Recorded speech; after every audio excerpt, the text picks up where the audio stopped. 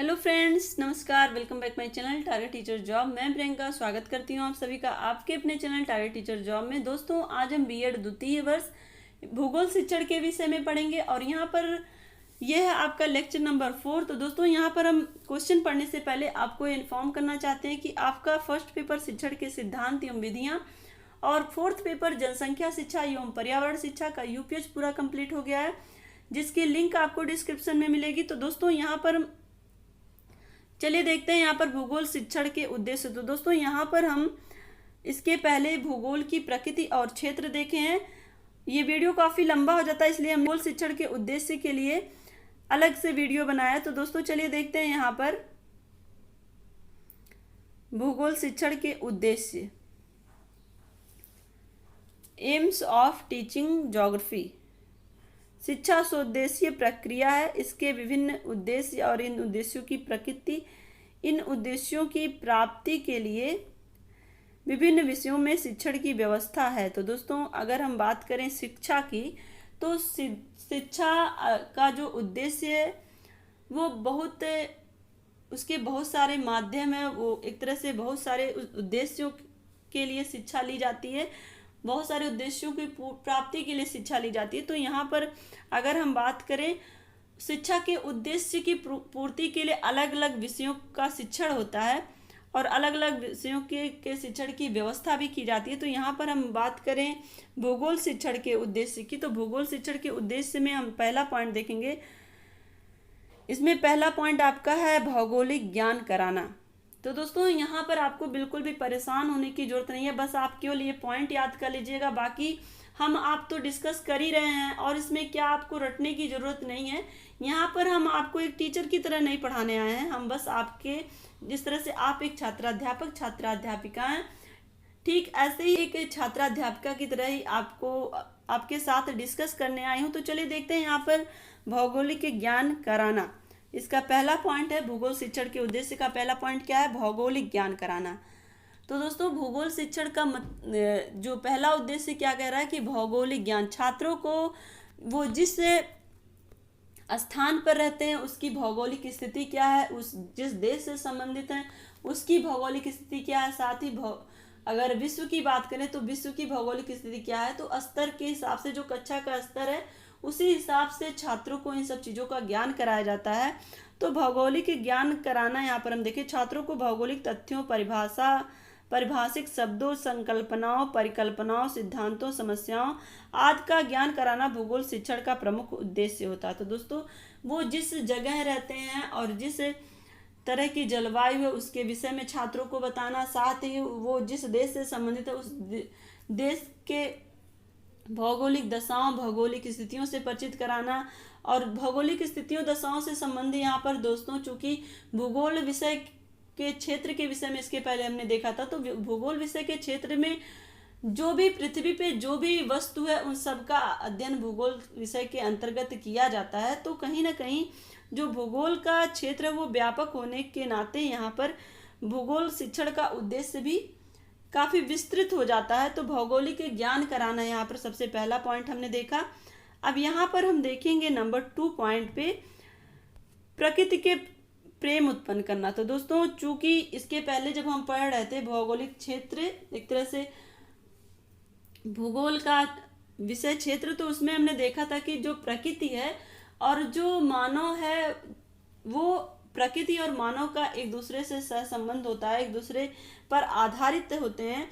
तो यहाँ पर प्रकृति से प्रेम उत्पन्न करना। चूंकि अगर हम बात करें भौगोलिक परिस्थितियां जो बनती हैं वो प्रकृति के माध्यम से ही बनती हैं। चूंकि जो मानव है उसे जीवित रहने के लिए सबसे प्रमुख आवश्यकता जो पूरी होती है वो वायु, जल और भोजन।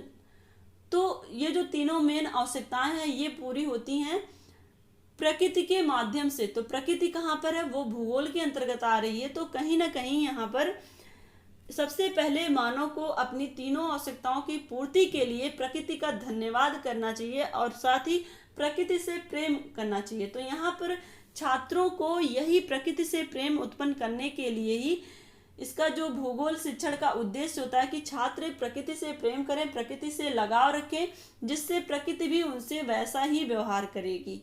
क्योंकि दोस्तों जानते हैं कि मानव व्यवहार का दुष्परिणाम ही होता है जो प्राकृतिक आपदाएं आती हैं। बाढ़ क्यों आती है? क्योंकि हम ऊंचे ऊंचे डैम बना लेते हैं, पेड़ों की कटाई कर देते हैं। तो एक तरह से मानव व्यवहार का दुष्परिणाम ही तो है जो इस तरह की आपदाएं देखने को मिलती हैं। क्लियर। अब हम चलते हैं यहाँ पर नंबर 3 पर, मानसिक शक्तियों का विकास। भूगोल छात्रों की मानसिक शक्तियों का विकास करता है क्योंकि भूगोल छात्रों को वैज्ञानिक दृष्टिकोण प्रदान करता है। तो दोस्तों इसके पहले अगर हम देखें तो जो भूगोल विषय से संबंधित जो यंत्र हैं, जिसमें हमने देखा था इसके पहले कि जो यंत्र होते हैं जिसके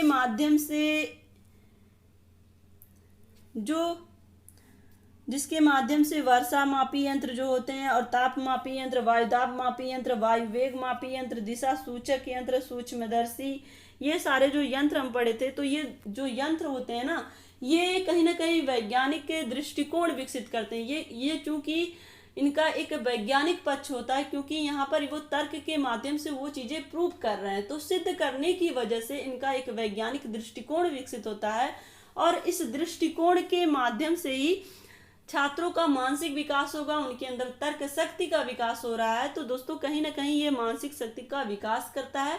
यहाँ पर जो पॉइंट है आप उसी पॉइंट पर ही अपने विचारों को एक्सप्रेस करेंगे। तो दोस्तों यहाँ पर हम डिस्कस कर रहे हैं, तो डिस्कस करने से क्या होगा कि जब ये चीज पॉइंट आप केवल याद कर लेंगे और जब आप एग्जाम हॉल में पहुंचेंगे तो वहां पर आपकी पेन रुकेगी नहीं कहीं, क्योंकि आपने यहाँ पर डिस्कस किया कि किस तरह से प्रकृति का मानव के साथ संबंध है, किस तरह से मानव का व्यवहार होता है प्रकृति के साथ, किस तरह से प्रकृति का व्यवहार होता है मानव के साथ, कि प्रकृति ने हमें अपार खनिज संपदा से लेकर के जल, वायु, ये सारी चीजें फ्री में दे रखी है। लेकिन अगर हम उसका दुरुपयोग करेंगे तो उसका परिणाम तो हमें भुगतना ही पड़ेगा। तो यहाँ पर हमें बस स्पष्ट रूप से यही समझना है कि किस तरह से प्रकृति के माध्यम से हम अपने आप को उन्नतिशील भी बना सकते हैं और किस तरह से हम प्रकृति के, अगर प्रकृति का क्रोध, प्रकृति के क्रोध की वजह से हमारा समूल हम पूरी तरह से नष्ट भी हो सकते हैं, यहाँ पर कह सकते हैं प्रकृति के क्रोध की वजह से। क्योंकि जब हम प्रकृति के साथ अच्छा व्यवहार नहीं करेंगे तो प्रकृति भी हमसे रुष्ट होगी और उसका बदला वो जरूर लेगी। तो यहाँ पर हम देखें नंबर 2 पॉइंट पर हो गया था मानसिक शक्तियों का विकास करना। तो दोस्तों यहाँ पर इतने ज्यादा एक्सप्रेस करने का यही मतलब है कि आप चीजों को डिटेल से जानें। यहाँ पर हम देखें नंबर 4 पॉइंट पे है जीविकोपार्जन के सुयोग्य बनाना। तो दोस्तों यहाँ पर 4 पॉइंट क्या कह रहा है? जीविकोपार्जन के लिए सुयोग्य बनाना। छात्र को उसके जीविकोपार्जन यानी कि वो अपने जीवन को व्यवसाय से किस तरह से जोड़े, किस तरह से वो अपने जीवन के लिए धन अर्जन करे, उसके योग्य बनाना भी भूगोल शिक्षण का एक उद्देश्य होता है। भूगोल शिक्षण जिसमें छात्र खुद को इस्टेब्लिश करने की कोशिश करता है कि किस तरह से वो अलग अलग व्यवसाय के साथ खुद को एडजस्ट करेगा, किस तरह से वो अपना जीविकोपार्जन करेगा। यहाँ पर हम देखें नंबर 5। दोस्तों जीविकोपार्जन में अगर हम डिटेल से जाएं तो जो मनुष्य की आवश्यकता है उसके लिए अलग अलग उद्योग धंधे लगाए गए हैं। अलग अलग उद्योग धंधे जो हैं वो कहीं ना कहीं कच्चा माल प्रकृति के माध्यम से ही प्राप्त करते हैं। जैसे कि अगर हम बात करें उन जो कपड़े की मिल होती है वो किससे चलती है? उसके लिए कपास कहाँ से आता है? वो खेतों से आता है। तो एक तरह से प्रकृति पर निर्भर हुए ना।